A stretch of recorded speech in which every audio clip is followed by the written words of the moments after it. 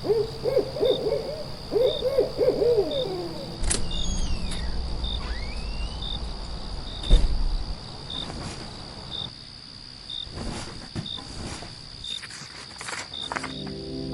listeners, you're listening to the Midnight Readers podcast. Grab some tea, a midnight snack, and cuddle up in bed as we dive deep into today's most popular fantasy, sci-fi, and mysteries. We're your hosts. I'm Lily. I'm Brittany. And I'm Christy. This season, we're stepping into 3 standalone worlds. Right now, we're diving into a gothic historical mystery filled with secret societies, obsessive research, and enough old documents to make our resident archivist and historian feral. That's right, grab your passports and wooden stakes, we're hunting Dracula. Some people inherit family heirlooms, some inherit generational trauma, and some inherit a centuries-old mystery involving vampires, and apparently this podcast. Welcome to a world of dusty archives, midnight research sessions, and the kind of obsession that starts with curiosity and ends with you crossing international borders, asking questions that might just get you killed. In this episode, we'll be discussing The Historian, chapters 49 through 64, where we find out what potentially happened in Vlad's final days, as well as the fact that the Sultan's Crescent Guard is still active and Turgut is one of them. Plus, we briefly get the one-bed trope, oatmeal style. Before we get into it, this is your warning for major spoilers ahead. This includes all 3 standalone novels we'll be covering this season and any fan discussions we find online. We're also avid fans of the Moss universe and might accidentally let spoilers slip for other popular romantasy book series as well. Sorry in advance. Like the books, this podcast is rated R, so be warned. Also, a friendly reminder to please like, subscribe, and follow. You can find us on Instagram, Threads, Facebook, and YouTube. And if you want some bonus content and behind-the-scenes chaos, join our growing community on Patreon. Alrighty, so let's get started. We have a lot to go through in this section, including Turgut revealing a major secret, Helen and Paul's trip to Bulgaria, and the history behind Vlad's final days and potential resting place. But let's start with chapter 49, which I have titled Gross Shit to Share with Your Daughter. For real. Oh. So thoughts about this chapter? I was like, no. Even more no. Because I'm also thinking about Paul as a parent figure. I don't want this sex scene at all. Not that it's even as little as we're getting, it's closed door. I don't want it. I'm sorry. Yeah. My thought was, what is the purpose of this besides us knowing that she has the dragon tattoo, which is interesting. Don't get me wrong. But it does make me question, is there anything in this chapter that is pertinent to the story? I felt like we could have skipped it. I was a little grossed out by his description. Not that it's not romantic or something. It is not romantic. He pointed out her signs of age and compared them to cobwebs. We've talked about how bad Paul is at describing Helen, and it continues. That's all I'm going to say. At this point, I am assuming Paul has never had any. This was Paul's first time, and that's why he wrote an epic poem about it. Ugh. But that's what's so fucking weird. So on the one hand, he didn't keep anything really of Helen's, nothing to show for his daughter to see. But he gives her a letter about getting her mother in the sack. Yeah, it's weird. It's weird. No, I don't want that as a child. I would not fucking want that. I would. Ew. Yeah, it was very gross. Ew. Yeah. So I feel like this was just something to torture the reader. It was intense. It was an intense read inside Paul's head. Mm-hmm. And I was happy to move on from it, honestly. Mm-hmm. But moving on is to Mr. Arizen, who gets attacked again, because apparently the Crescent Guard sucks ass at their job. I wasn't sure if the guards were part of the Crescent Guard or whatever it's called. I thought that the guy that was guarding him, you mean? Yeah, it was just the bookstore owner and Turgut.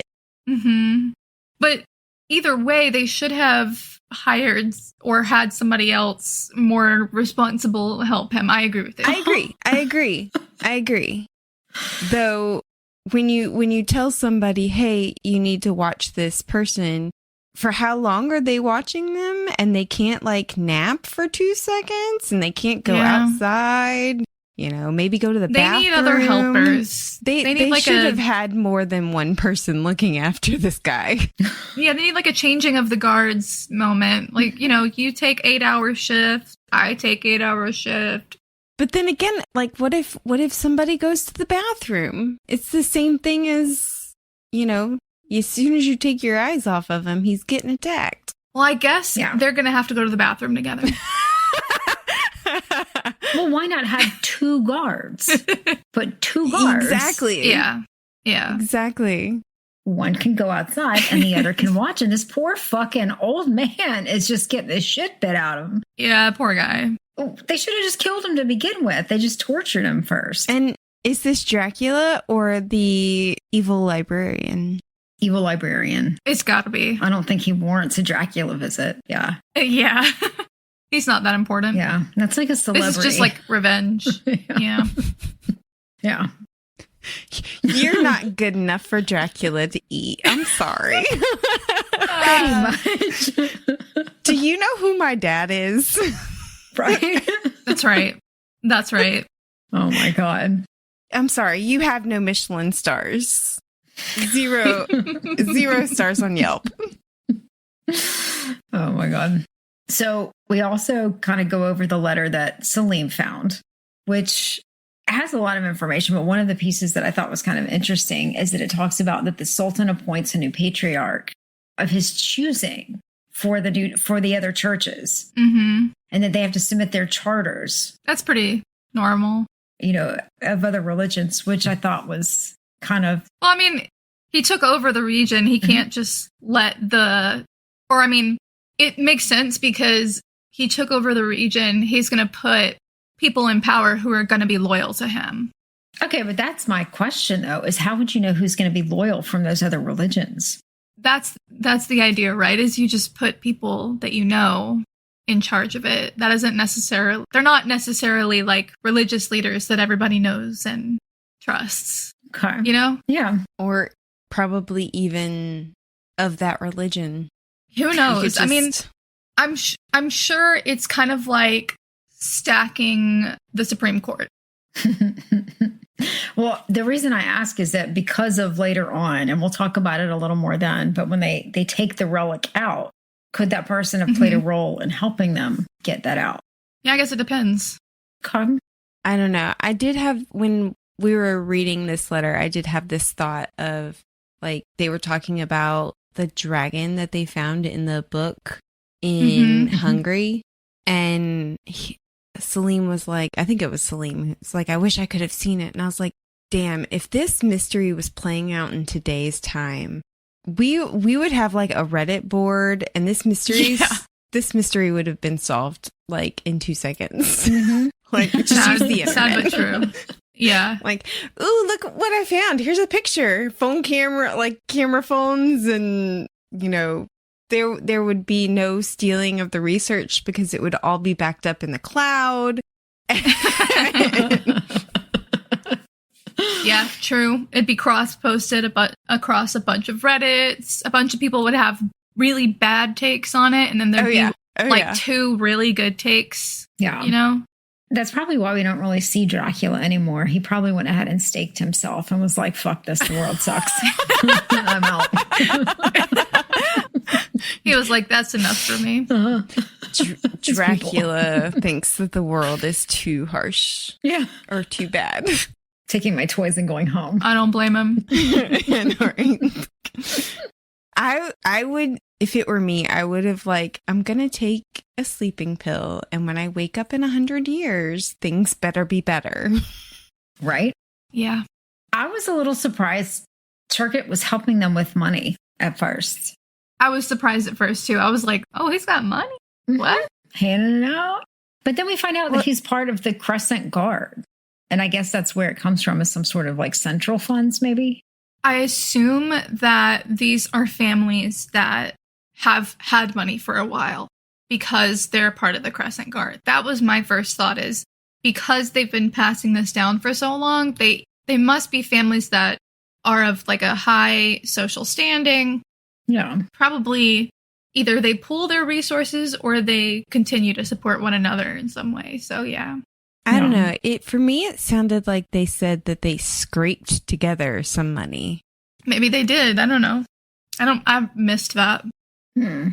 Although it does turn out that I liked it and then I didn't like it. They fucking ruined it. So at first I liked it because Turgut's grandfather inducted his daughter into the Crescent Guard because either, I can't remember if he didn't have a son or he just didn't have a worthy son.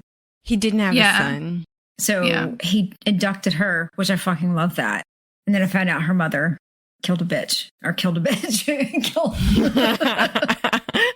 Killed a wolf. I'm sure she killed a bitch too, considering what we see Turgut do. She sounds cool, although I am sad she killed a wolf. But if Dracula is disguising himself as wolves, maybe it's reasonable. No. You cannot judge them all by one. Maybe she thought it was Dracula. That's all I'm saying. Maybe she is stupid. What if the wolf was attacking her when she killed the wolf? Doesn't matter. So then she did something to get him to attack her. Damn. So if a wolf attacked me or Lily, you would hate us for defending ourselves? Oh, fuck. See, now you made it hard.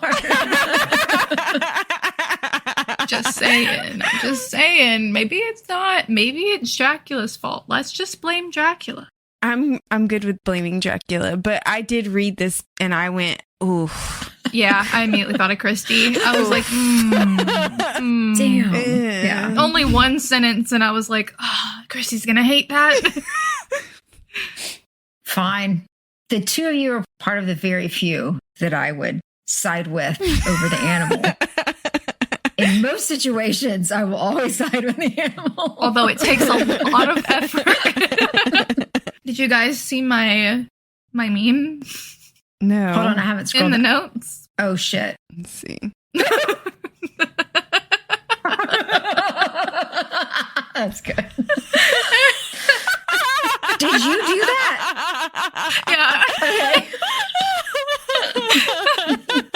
I tried to find the gif of where she says, "How old are you?" But I couldn't find the "just how old are you" gif. So I found the whole "how old are you?" 17. How long have you been 17? And then I just changed it. That's brilliant. We need to post that. We definitely need to post that.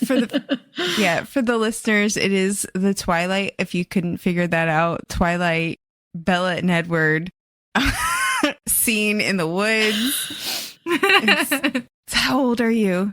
Not 500 years old. How long have you been not 500 years old? A while.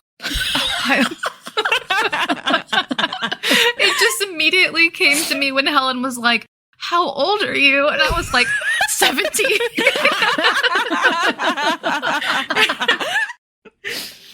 I couldn't help myself. Nice. I love it.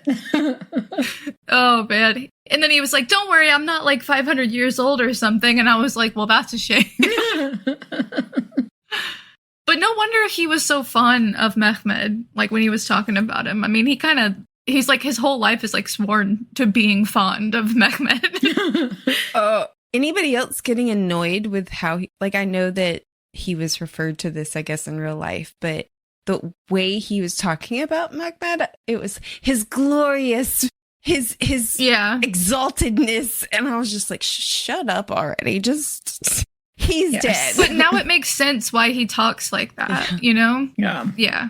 It does, but it was a little sad because it sounds like that particular group is kind of aging out and there's not a whole lot behind them. Like they do have some younger members, but not a lot. So when he was like, any disloyalty or revealing ourselves could result in immediate death. And I was like, by who? Someone with a cane? Like, it's that big of a deal. I don't know. I'm sure that vampire killing kit he's got will also just kill a human. So. I mean, Turgut certainly knows how to kill a person and apparently cover it up. Yeah. He does, but he kind of had to sit on the stake to get it through. I mean, he was all but riding his friend. And that is after the poor guy is attacked a third fucking time.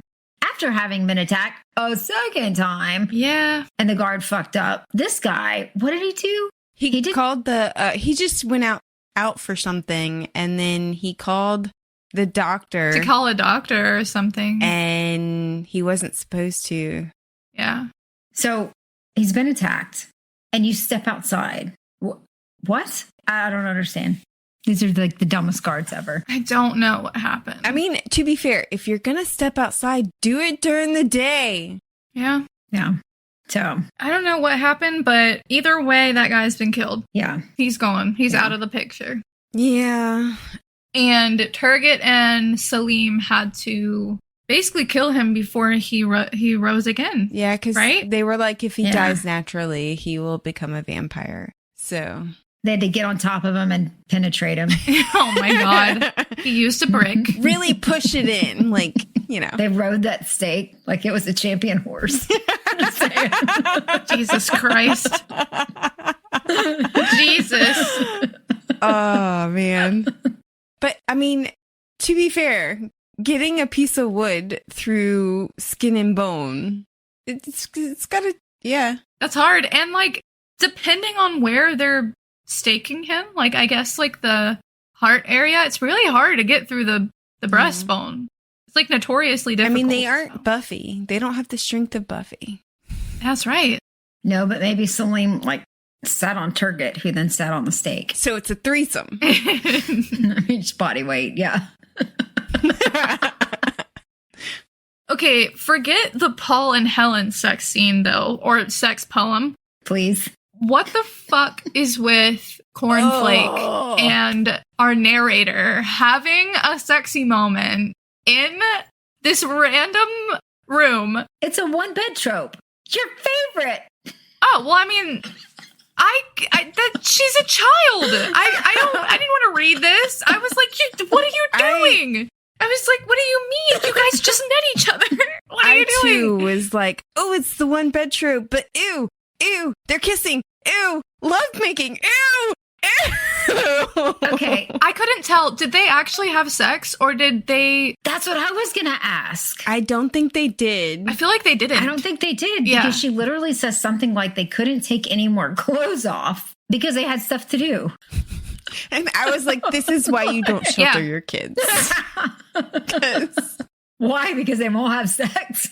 Honestly, her saying we had shit to do, I was like, that's a little too adult. Like, this poor girl. I feel like she ended up in this situation because she didn't know better. And then she went from holding hands to, oh my God, he kissed me, to he's taking off my clothes.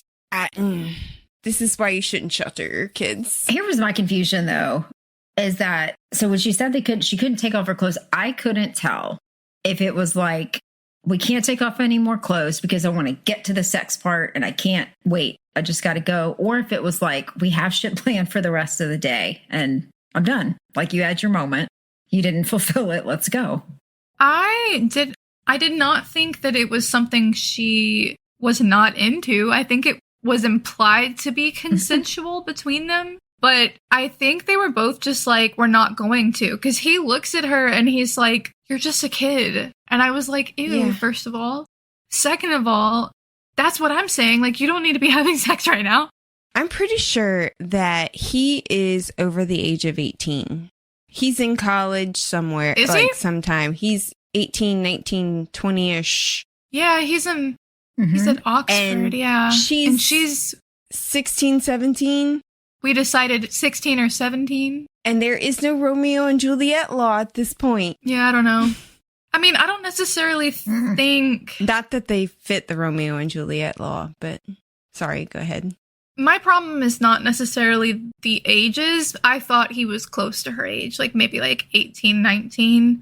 But more that, one, I don't want to read this because she really is so innocent and doesn't like know anything about this. Like, she was excited to hold his hand. She was. And then, two, again, I don't quite see the purpose of it. I'm like, okay. I agree. I don't know. It felt icky. It did. Mm-hmm. It felt a little icky. And I do think it's a little weird that he was like, you're just a kid, and then like he didn't know what to do with himself, you know? Like he felt You're weird. You're just a kid, let me take your clothes off. Ew. That's when he stopped, though. That's when he stopped, because he was like, you don't know what you're doing, do you? Does he know what he's doing? Because obviously...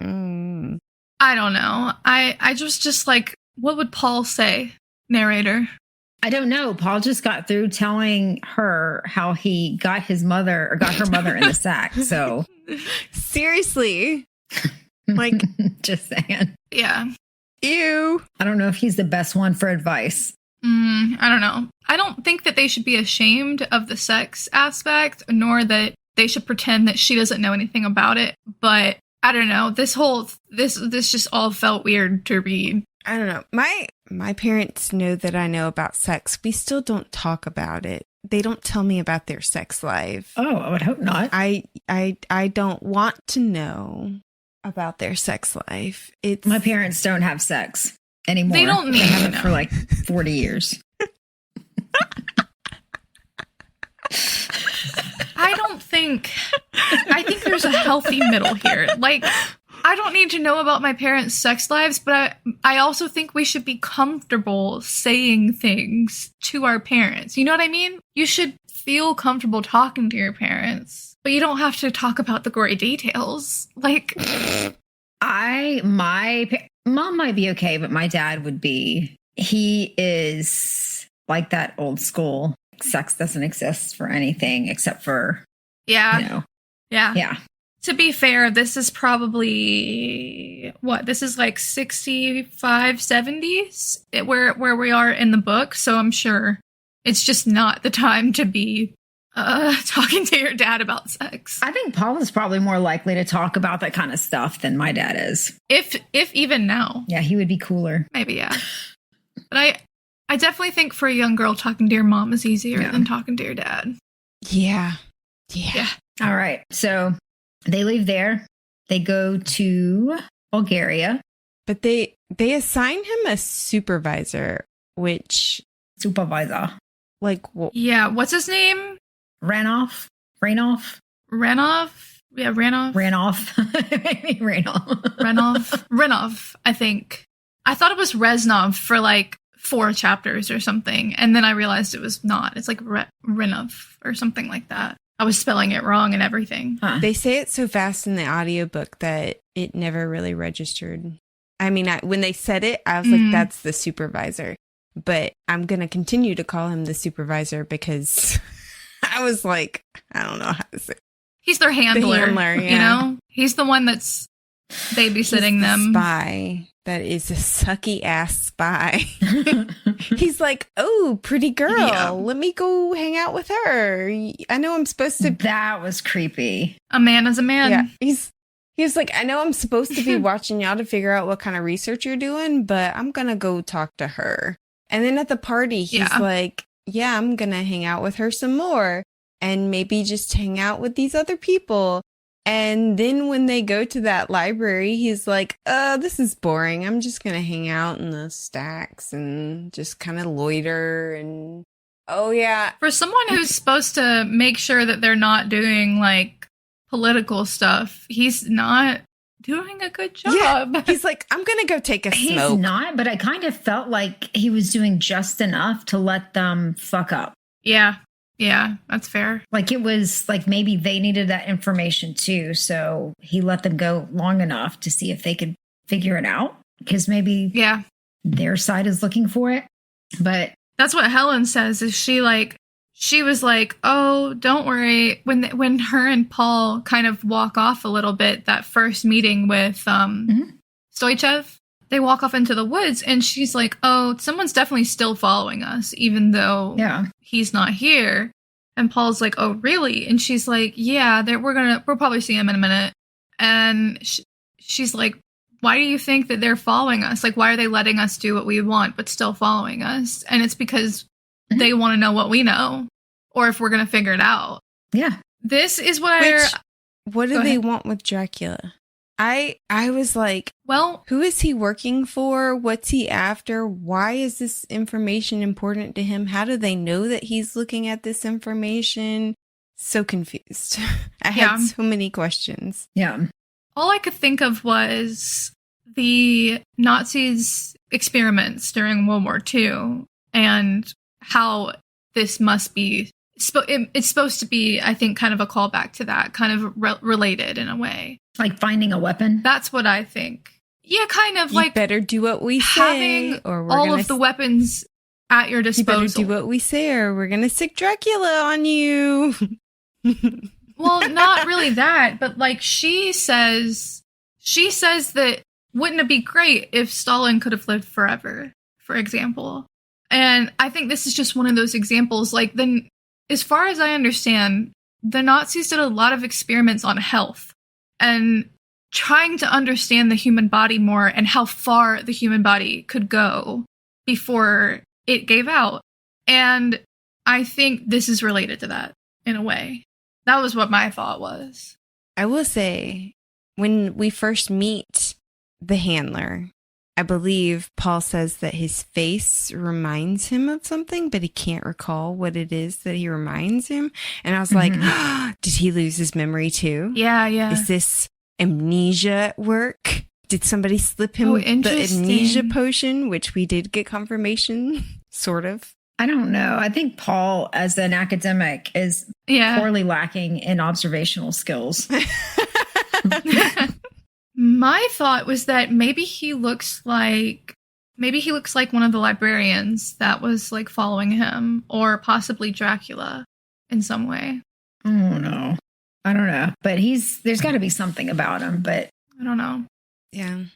Dude had a real disdain for the Bulgarian people too, because when they head to the library and he has to take the older professor with him, he's like, no, he can take the bus like the other Bulgarians. And I was like, there was a lot of disdain in that sentence. Well, there's always disdain for pieces of shit little people like that. Mm-hmm. I mean, they're fucking miserable little jackasses, you know? And I was like, is he not Bulgarian too? Like, I don't know. Yeah. I don't know if they sent him, maybe, just to meet them there. It was just odd. Even Stoichev's like, of course, his house sounds amazing, but it does. The exile was kind of weird because the exile felt really fucking nice. Like, I would like to be exiled if that's what it is. Yeah. But it's odd to me that they would have exiled him and then still... Yeah. Allowed people to see him. Especially his students. Wouldn't that put them at risk? Yeah. I don't know. Yeah, I was confused about that. The exile, for me, it depends on the type of person I think you are. Because, like, as an academic, he would want to research whatever he wants and publish and whatnot. And that's the stuff that he isn't getting. It's not that and he can't teach. Like, for a lot of people to be able to have the thing that they love taken away, that is their exile. And that was how I kind of looked at it. Not necessarily the fact that he's just now stuck in this house with his niece and whatnot. But he still has his research. Well, he has his books.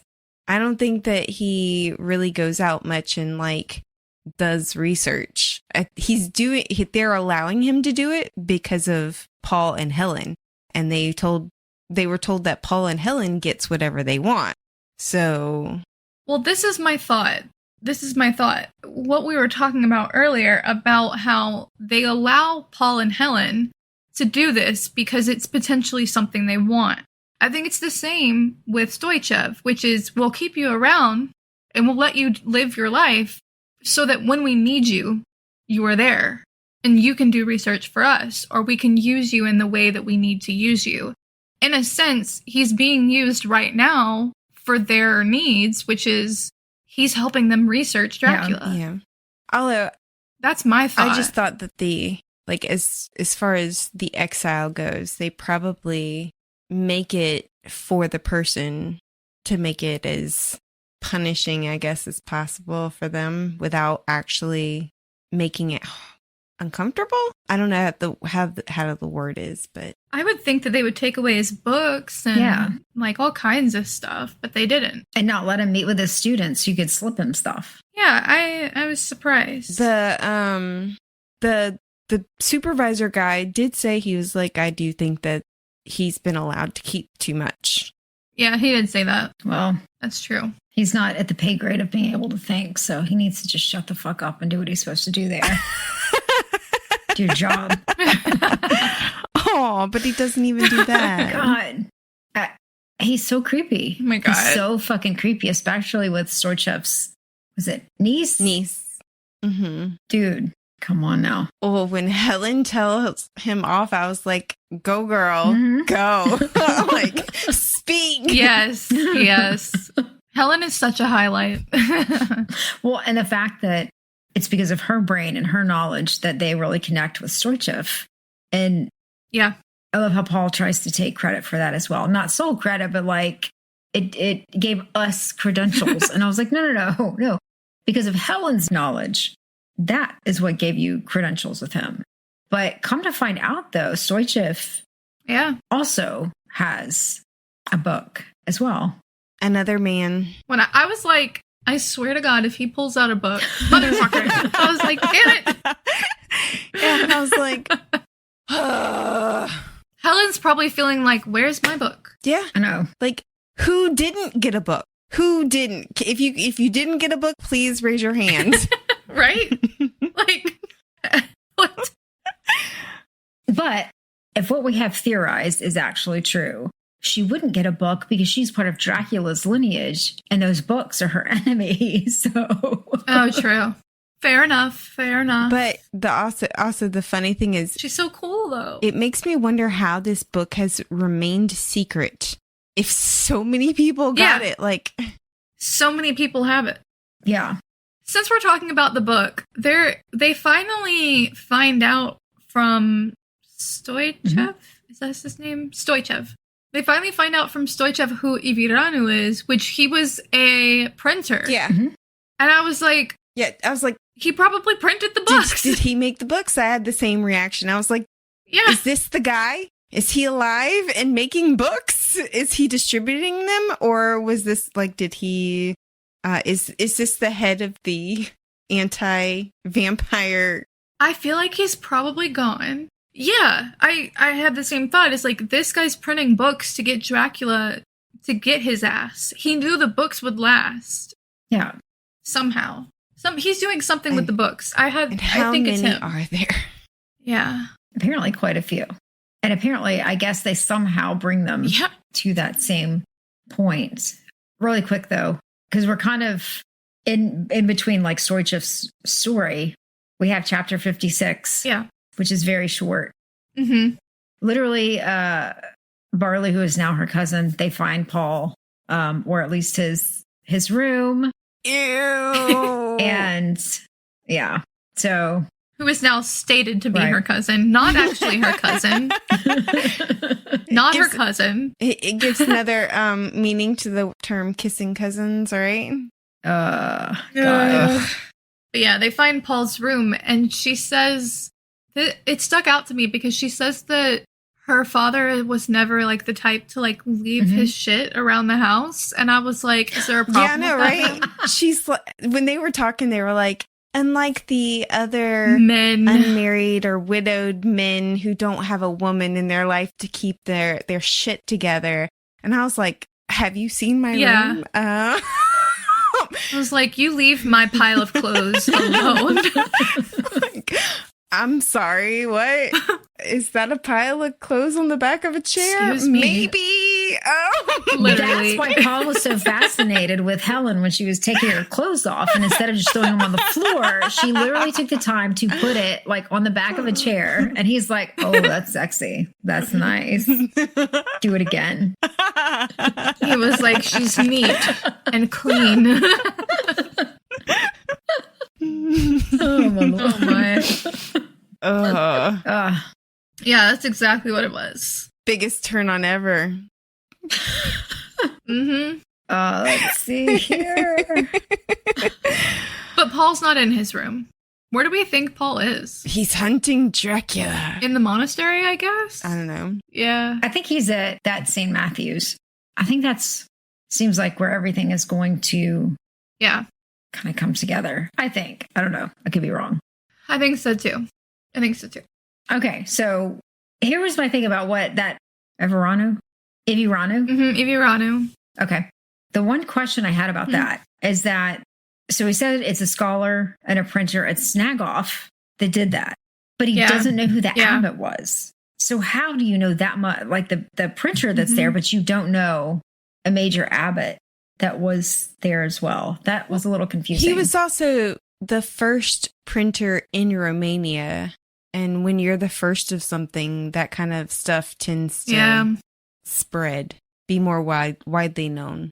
Yeah, I see your point. You would think that the abbot would be similarly documented, but maybe it just slipped his research because he didn't need to know it. I'm not sure. Possibly, but in this chapter, he talks about he has a friend, Angelov, that he found a manuscript from the 15th century, and during his attempt to publish it, he ends up dying. And so Stoichev is finishing it. So even though he's in exile, apparently he has enough research to continue with this and to try to finish that manuscript. Yeah. So what is exile? Because what the fuck? It feels like a paid vacation. It does. See, on what is it whenever professors get like a year off and they have to research? God, what is that called?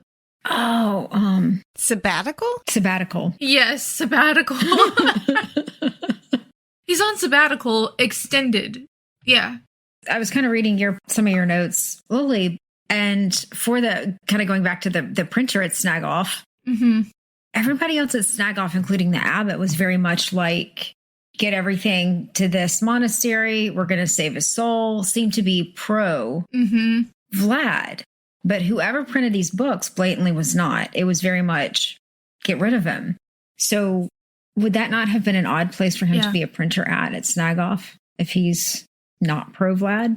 I mean, it depends. I mean, he might not have, just because he was printing in Snagoff. I don't know. My thought about the abbot was that to trace what we've learned is we learned about the letters from Kirill, the monk, right? And then we've traced those to the letters from Stefan the Wanderer, right? And he's the one that says that these monks are transporting something. My thought was that the abbot's efforts to quote unquote save his soul were less because they were pro Vlad and more because it was something they had to do to like cover it up or stop the spread of vampirism or something like. Does that make sense? Like, my thought was more that they felt like they had to hide it in a sense.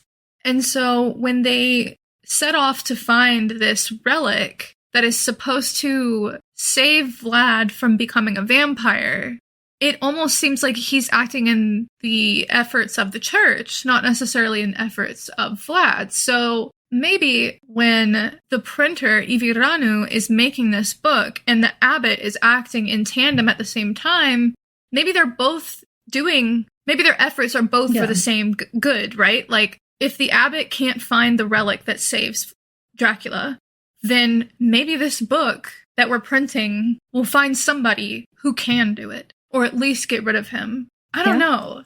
It seems like they could be both working on the same team and just not really realize it. Or at least that's maybe how I see it. For me, the abbot kind of seemed a little corrupt. And it was, in order to do my ministries, I need money. Vlad's giving me money.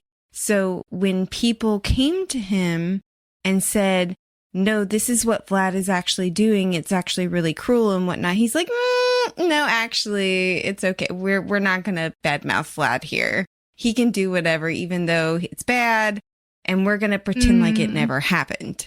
And then when somebody... I think I saw it as covering it up as opposed to being like oh, Vlad's a fine person. You know what I mean? Like, it's not that he actually thinks that Vlad's a fine person. It's a money. But definitely, I agree on the corrupt part. And yeah, then there was another monk that like spoke out against him, and he got punished. And so the other monks, I remember, kind of learned we don't talk bad about Vlad here. And so it may not be loyalty to Vlad.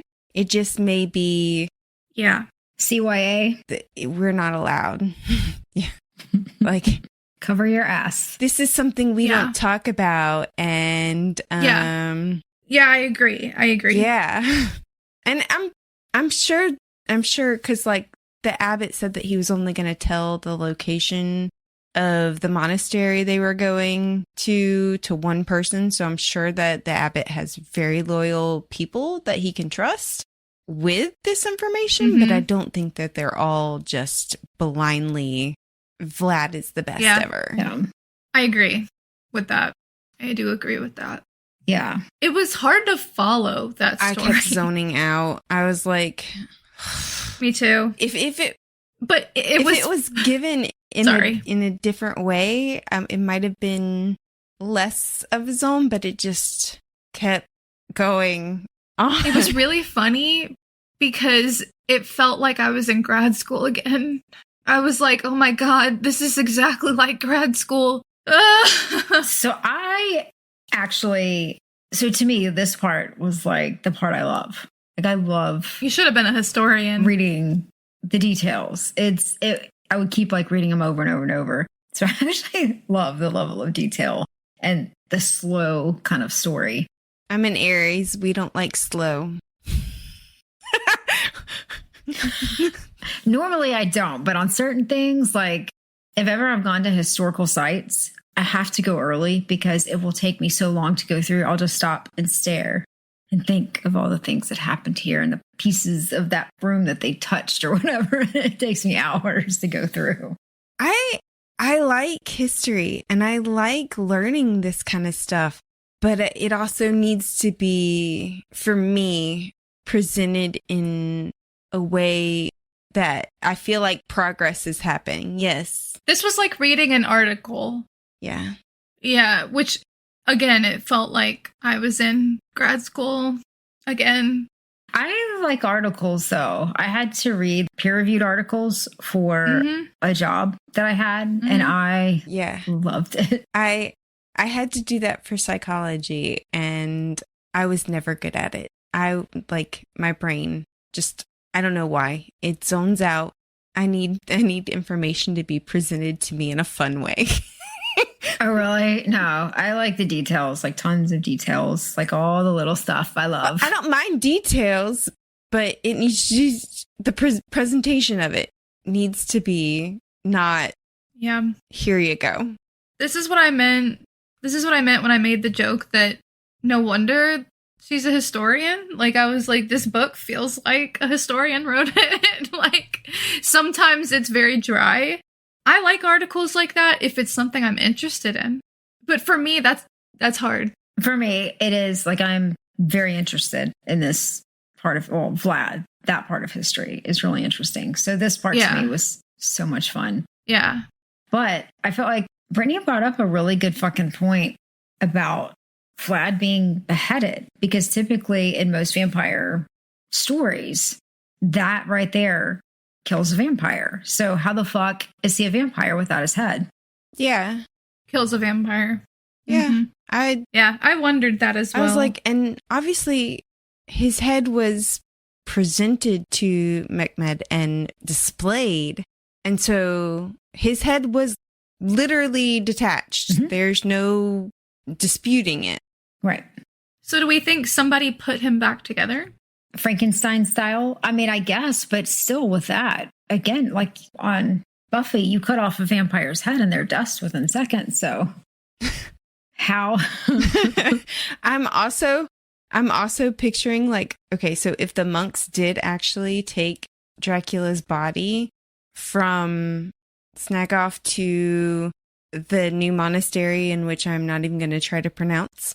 The Sveti Georgi Georgi. Sorry. He Georgi. was his body moving around? Because the monks did say that the body tried to get up. And I'm just picturing. Just in that one moment. Just in that one moment. It wasn't the whole time. I'm pretty sure if that shit started moving on their travels just the one back, time. and they would have been like, sorry, it's lost. We can't.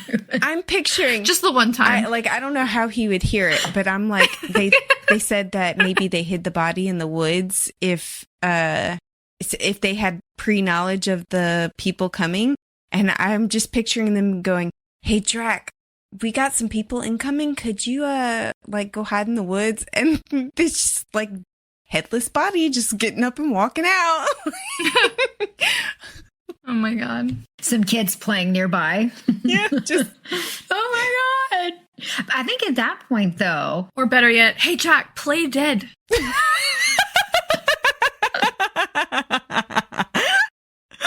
you could just not move. Yeah, because if he doesn't have his head, how would he bite them? Exactly. Yeah. Exactly. Yeah. It just does not make sense. Yeah.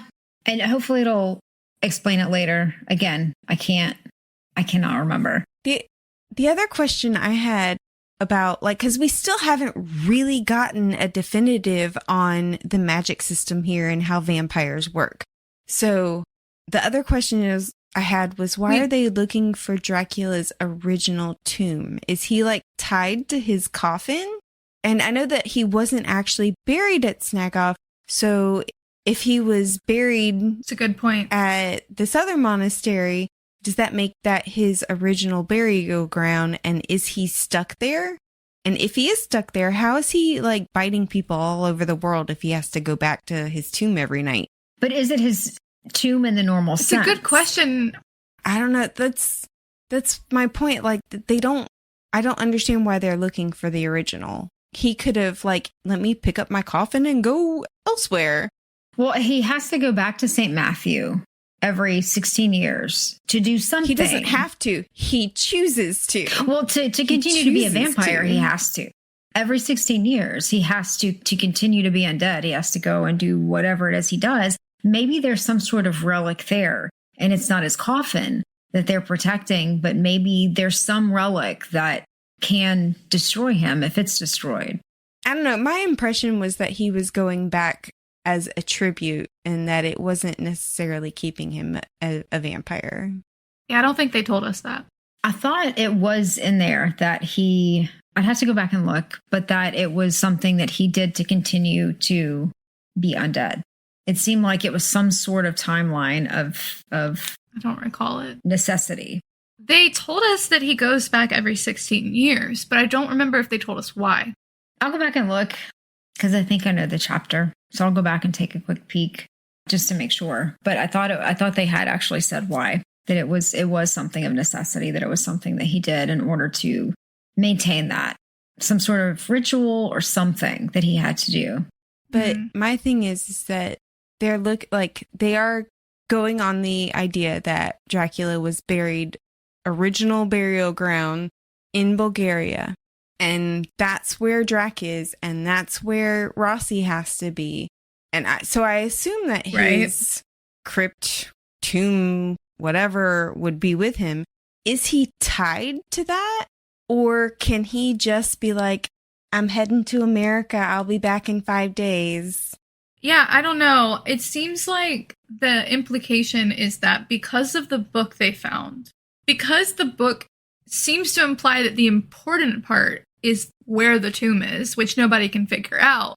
I think they just have taken this as, oh, well, that's what we need to find. Since nobody can answer it, obviously it's important to Dracula.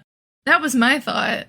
Was there hasn't been anything explained about why he would be tied there. That's I really need some more information, some definitive, this is what a vampire can do, this is what a vampire can't do. They did tell us that they can become animals and possibly fog or mist in this chapter. Yeah. And I just it just feels all so speculative. And yeah. It is. I mean, it is, but it's also set in the real world. And it doesn't really have a magic system because it doesn't have an official like magic society. They're looking at it from a point of vampires. They have a magic system. I'm just saying.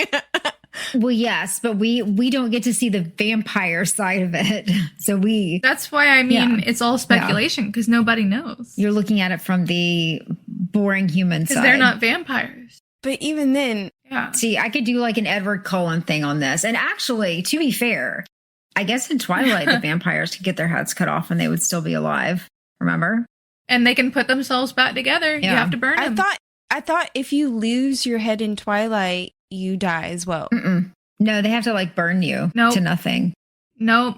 You have to, if you just leave the head as is and don't burn the body, they can eventually put themselves back together.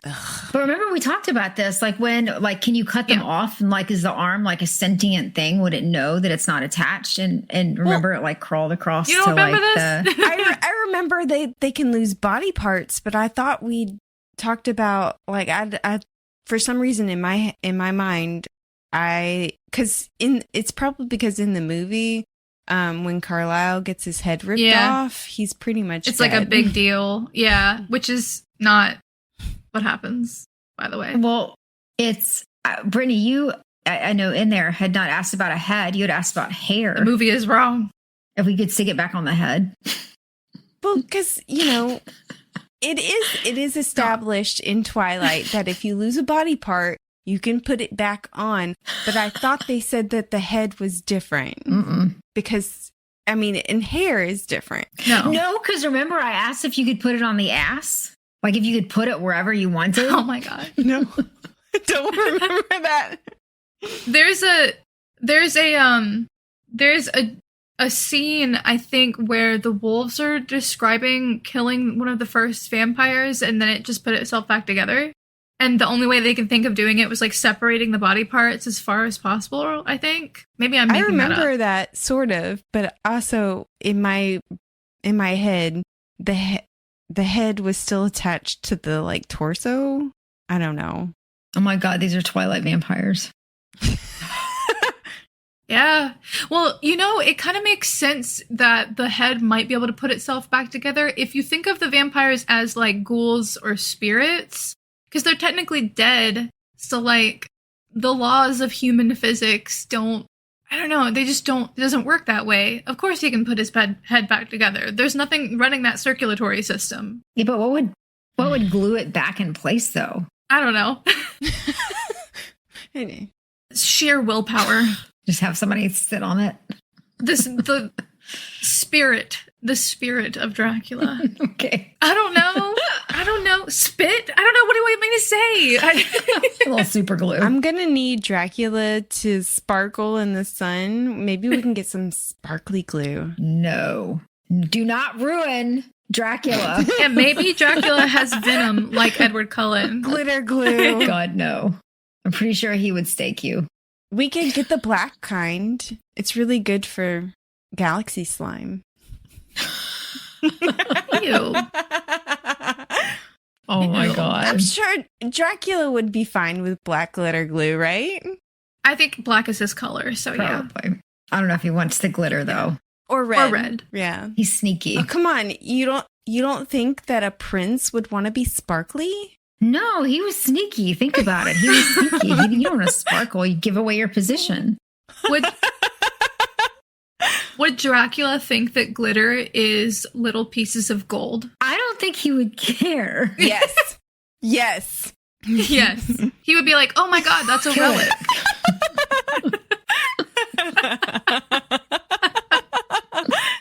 Oh my God. One interesting thing though about him, which is this part is true, is when he died, I think he was between 44 and 49, depending on like your birth date and the death date. I think it was like a 1 month difference. Which when you really think about it back then, that's really old to not only be in battle, but to be in the thick of it, like older at the front of the line, which he was. Yeah. Yeah. Drac was definitely in the gym working out, making sure that he is keeping his body in shape.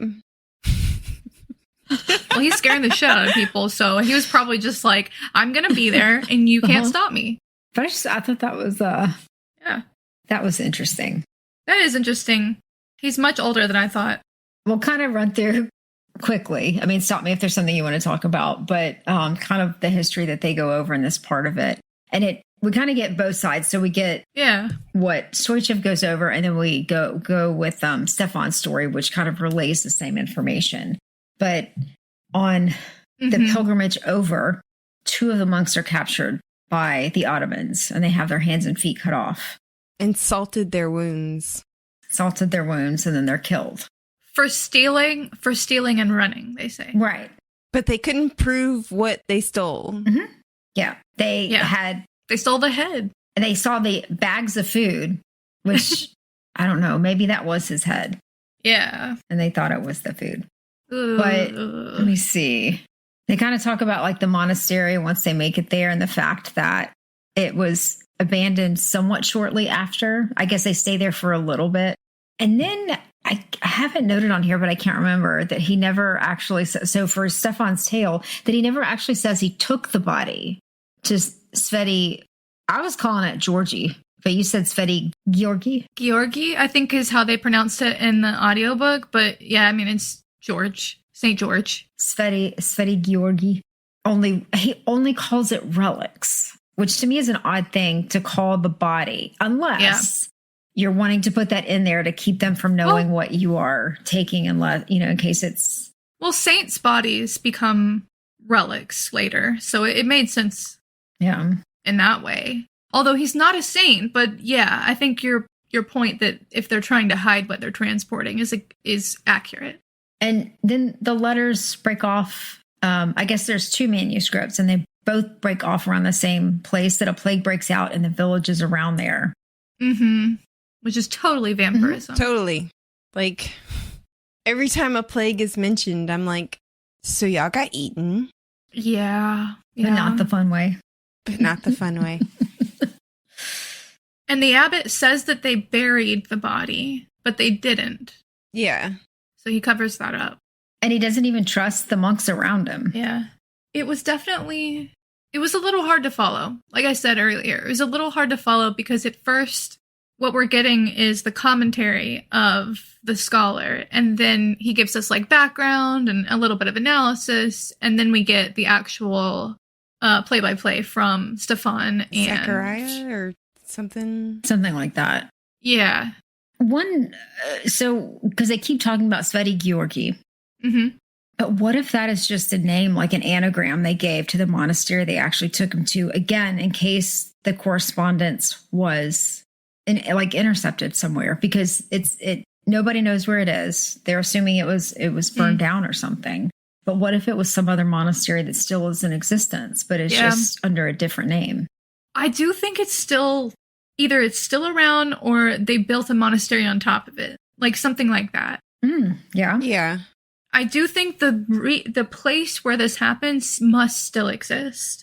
So either the remains are there, or it didn't burn down like they said. I mean, Rossi's supposedly there, so it has to exist. Otherwise, what the hell are we doing? That's my theory.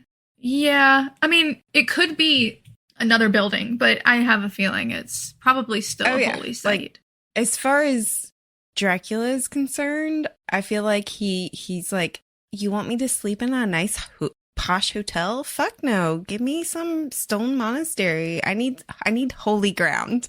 I need to be surrounded by holy relics and monks and just contaminate. He needs his servants. Yes. Oh my gosh.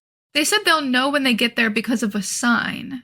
When Stefan, I don't know if it was Stefan who said that. Yep, it was. He said that the place they were looking for, they would know because I think like evil and good would be on the same, would be the same or equal or something like that. Balanced or something like that. Yeah, and so I'm wondering if that's going to be our way to find this place. Yeah, the sign will be clear there. The monster equal to the saint. That's what it was. Thank you. A monster equal to the saint. So that makes me, which kind of goes with them calling his body a relic. If he's the monster that equals the saint, if they're sanctifying him, or not sanctifying, if they're consecrating. I forget, what do they call it whenever they make you a saint? Canonize? No. Yeah. God, what is the word? I think it is when you like canonize a saint or something for Catholics. Oh, okay. I thought it was something else. But anyway, maybe that was their way of, if they canonized him in their weird ritual, maybe he is a relic, technically. A living relic, an undead relic. A beef jerky. Beef jerky. Ugh.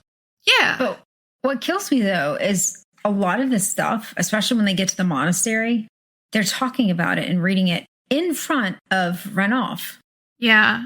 How, at this point, I was like, why isn't he reporting back completely? By the end of this, he is.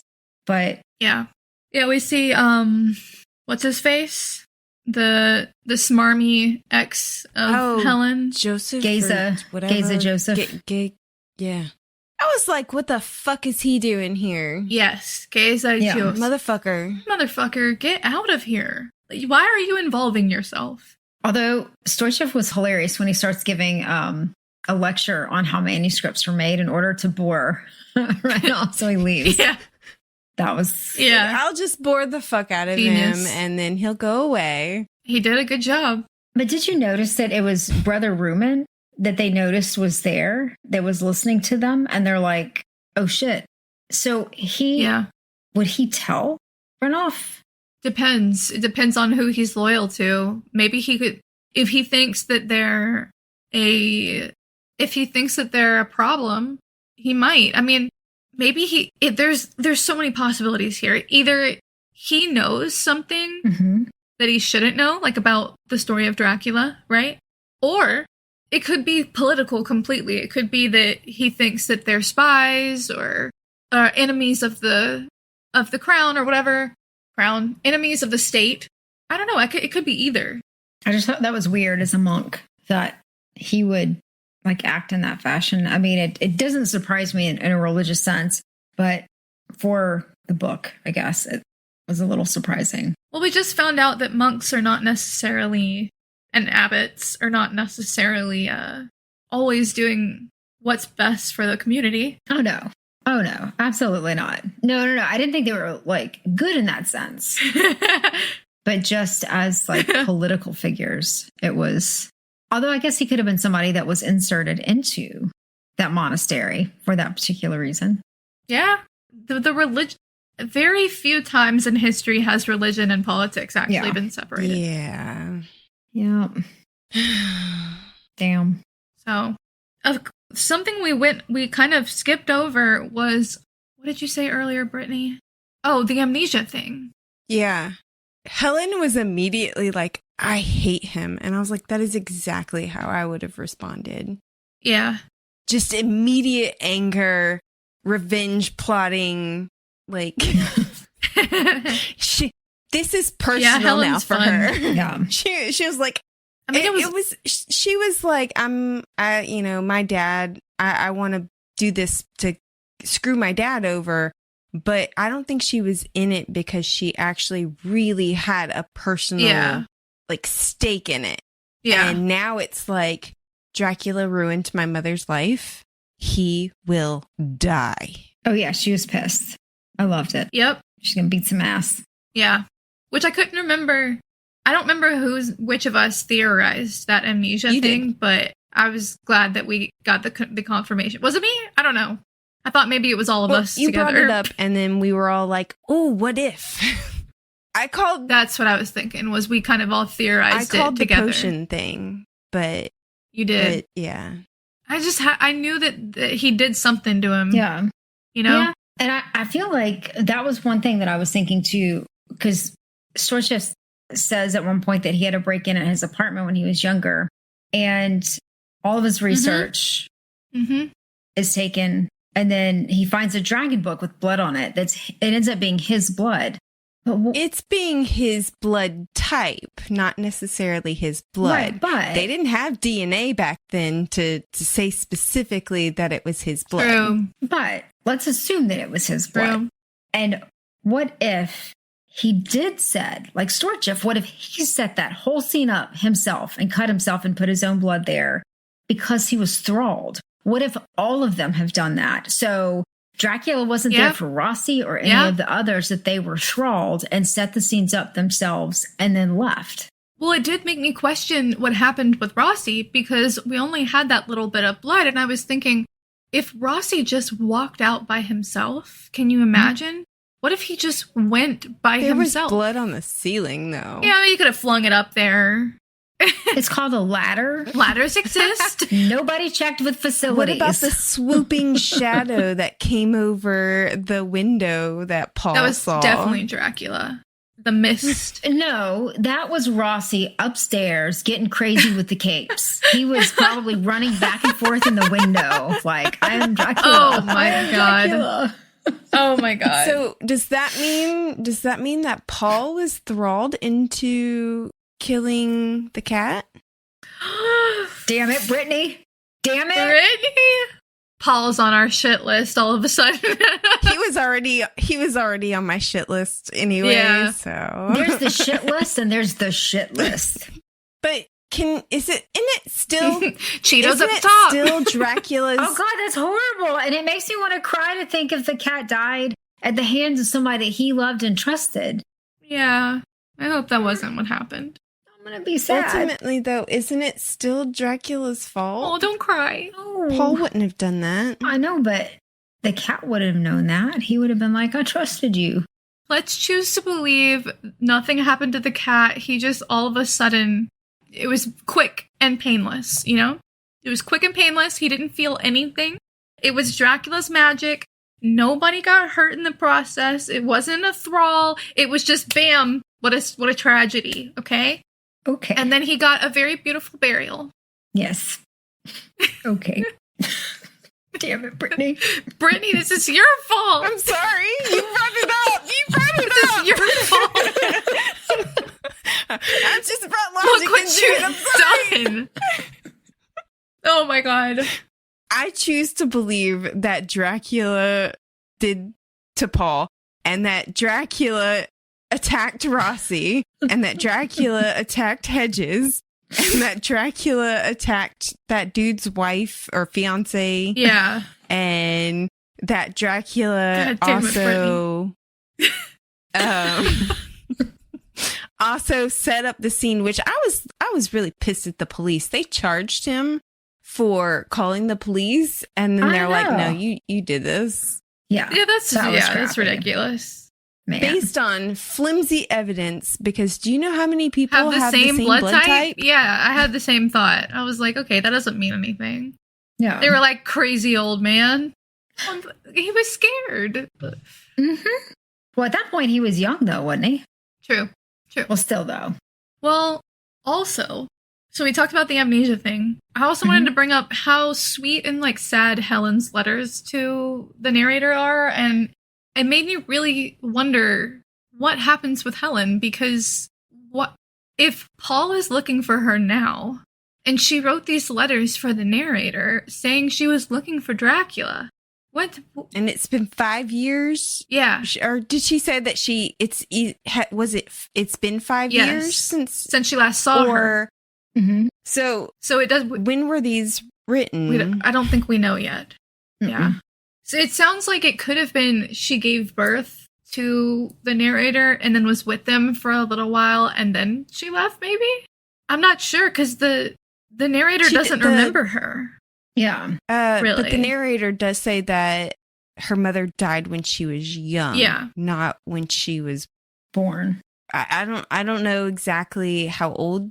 Probably like, I was thinking probably 1 or 2. Yeah, my thought was she was very young. But even at 2, you would have a little bit of memory, potentially. Maybe. You could. It depends. I can't remember anything from like 15 or younger. A lot of people can't remember their childhoods.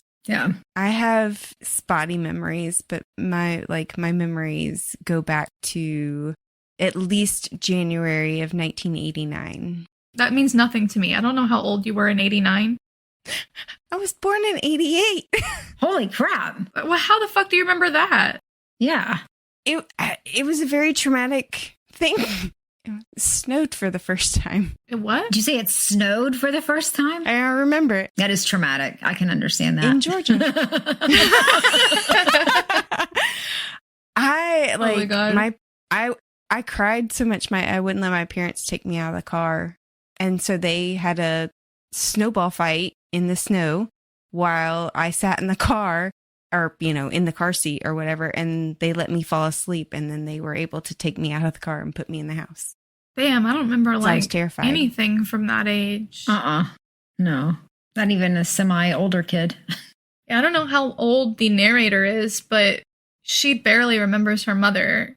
And Helen's writing her letters saying it seems like she wants to come back, but it almost sounds like Helen is trying to find Dracula, and there's this agreement that Paul is not doing that. Yeah, you protect our daughter. But then Paul thought that she was dead too, right? Yeah. That's what it seemed like. Maybe he stopped hearing from her after a while, and so he assumed that she died. I know, but wouldn't you go after her? Yeah. Well, maybe he didn't have a reason to until just now in the story. I don't know. Maybe he went looking for her, couldn't find her for a brief period when he stopped hearing from her, and then just assumed the worst. I don't know. Yeah. Especially if she was looking for Dracula. I mean, I'm sure. The man is thick, so... That's true. It's so true. Yeah. Unless you're Rossi, and then, my God, he will go... To the ends of the earth. To the ends of the earth, to find you. Well, I would like to think that he felt like he couldn't do that since he was taking care of their daughter. Sure. We'll go with that. True. That's what I would like to think. But then now he's like, she's 16, 17. She's be old fine. enough. I can abandon her now. Yeah. She's Better travel with the boy. Exactly. Let's get Cornflake in here and he'll take care of her. It's only been 2 weeks since he abandoned her, and she's already getting into bed. Oh my God. With some guy that she never ever met before. Well, Cornflake is just so beautiful. She said he looked like an angel. A monk, even. A monk. A monk. A monk. But, I mean, she didn't even get his pants off, and she was like, no, we're good. We got shit to do. I know. Okay, so amazing. I think I've said this before, but every time I think about that line where she's like, he looked like a monk, I picture Aang. Aang? That's so fair, because Aang is a monk. But Katara didn't care. Katara was getting in on that monk. Well, I mean, to be fair, Aang had the sexy tattoos. Are there sex scenes in Avatar? No, but they have children. Yeah. Spoiler. In the second series, which is Korra, their children are parts of the series. So. Oh, okay. Yeah. Which their children are cool, by the way. I don't know if Barley and the narrators would be. No, they would be the most nerdy, lame children ever. Said the nerd who is currently still in school. Even though I already have a degree. There's nothing wrong with lifelong learning. It's the dumbest decision I've ever made. What? Why did I do this? Why do I always do this to myself? I don't know. Because you love learning. Well, when you graduate, you will be happy. It just sucks right now. You're right. The other thing that we didn't talk about is the marriage proposal. Oh, yeah. How could we forget that? Which I was like, are you fucking kidding me? You've known her for 23 days and you're just gonna no planning, no ring. You're just gonna be like, hey, would you like to marry me? I love that Helen's first response was, Paul, you've known me for 23 days.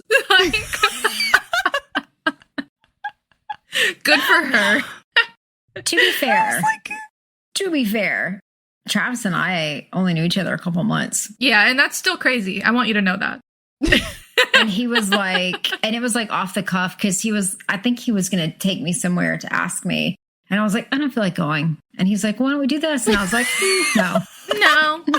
And so finally he was like, oh, do you want to marry me? And I was like, I'm sorry, what? He was trying to lock that down. He knew. That's amazing.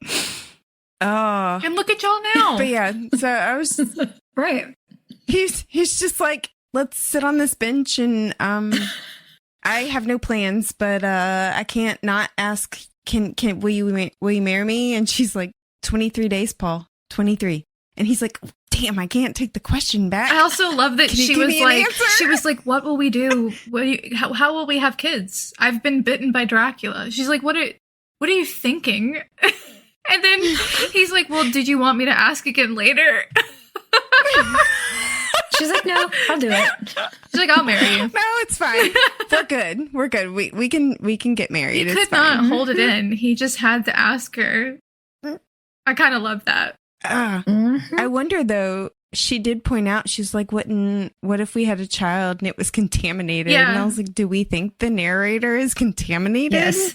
Well, I had been wondering since we found out that Helen was bit. I've been wondering. She's awfully stoic. Like the kid is. The narrator is awfully stoic. I feel like she gets that from, Grandpappy Drac. Yeah. And I'm wondering, is the narrator eventually going to get a dragon on her shoulder? Didn't she? Wait a minute. I thought when she was having almost sex with Oatmeal that it said she had a dragon on her shoulder. No. I don't remember.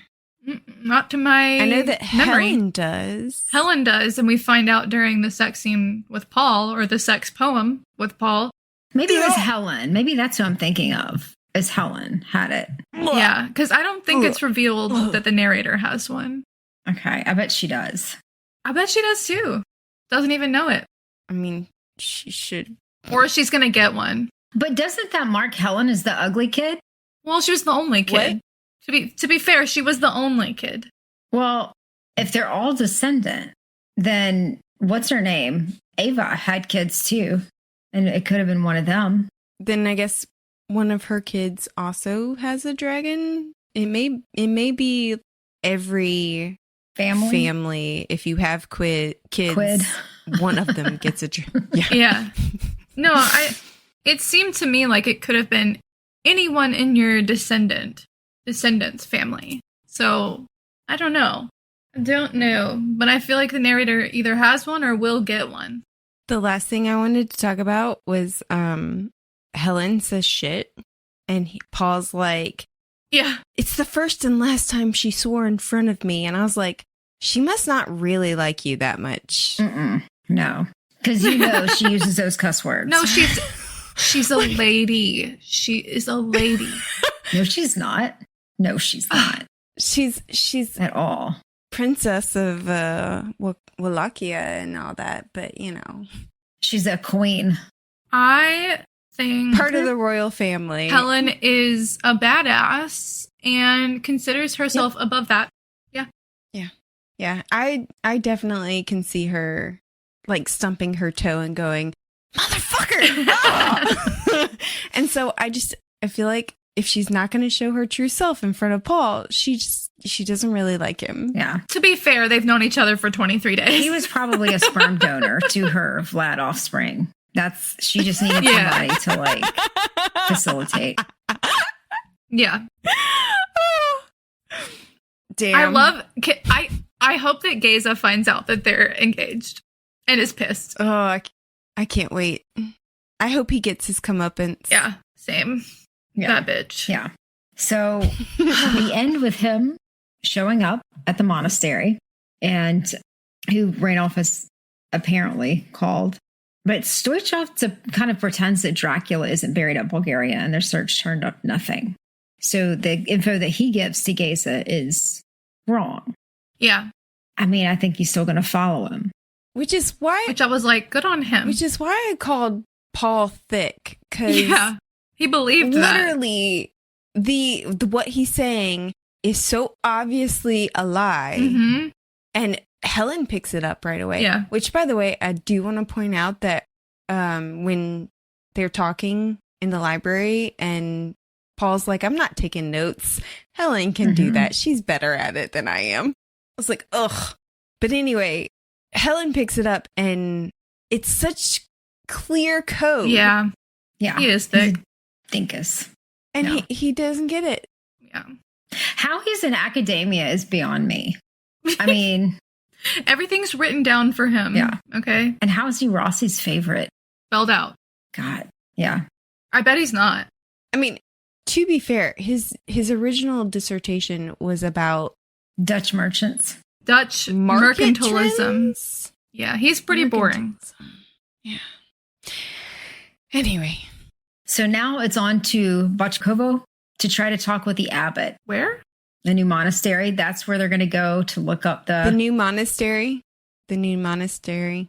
I guess they've got like more information there that might lead to Dracula. So that's where they're headed to next. And it's our last section of this book.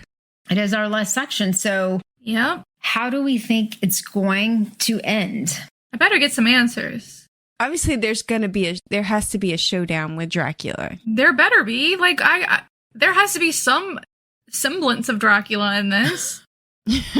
Although, if Helen... We can't have a book about hunting Dracula and not find him. I'm wondering if we'll run into Helen near the end, in present day, and she's alive. I'm hoping that. Me too. Yeah. I'm hoping for that.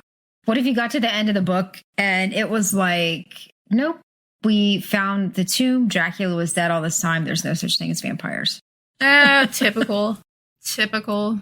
I will rage quit, scream, like, there better be some payoff. I'm wondering what's going to happen. I think Helen is involved somehow. So I'm interested to see what happens. Okay. All right. Well, I guess we will end there, and we hope you join us for next week's episode, where we're going to be discussing the end of the Historian, chapters 65 through the epilogue. New episodes drop each week, and don't forget to check out last season's discussion on the bride duology, available now. Please remember to like, subscribe, and follow us on social media. That like and follow are super important for us to continue to bring you new episodes each week. So please, please, please do so. You can also support us by joining us on Patreon. Thank you for listening to the Midnight Readers podcast. We'll see you next week. Happy reading, listeners. Don't stay up too late.